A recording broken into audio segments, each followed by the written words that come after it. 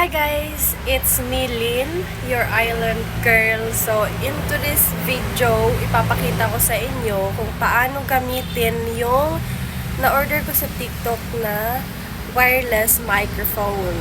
So, let's go! So guys, ito yung nabili ko sa TikTok na wireless microphone. I-open natin siya para makita nyo kung ano yung laman niya. So, sobrang cute niya. Sobrang liit lang din ng lagayan niya. Sakto lang talaga sa sa laman niya. So, yan yung yan yung sa loob niya, yung microphone. Ayun o, diba? Sobrang cute. Tsaka yung parang adapter niya. Diba? Tsaka may maliit siya guys na na laman. Yung price na pala nito guys is 81 pesos na lang sa TikTok. Pero nung nabili ko siya is 89 yung price niya. So ngayon bumaba siya guys.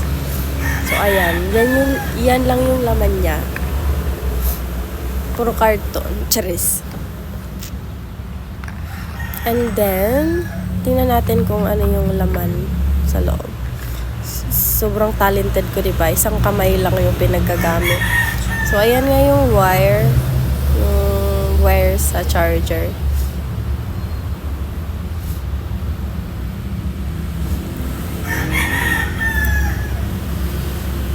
Tapos, ito naman yung sa iPhone. Siguro ilalagay siya dyan. Yan. Yan lang yung laman, guys.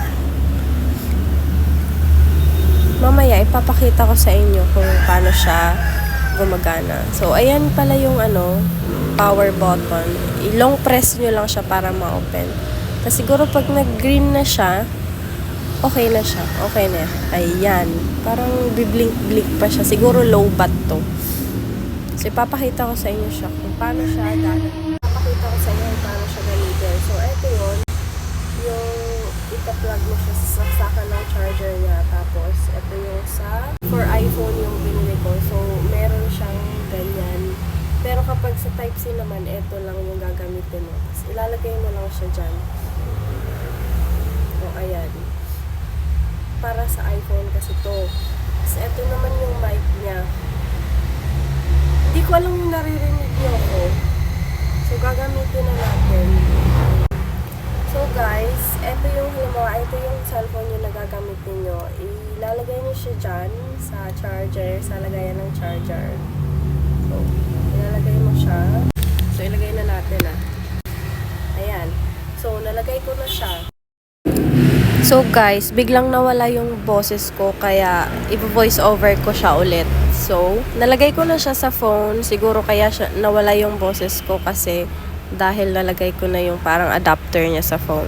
So, let's do this.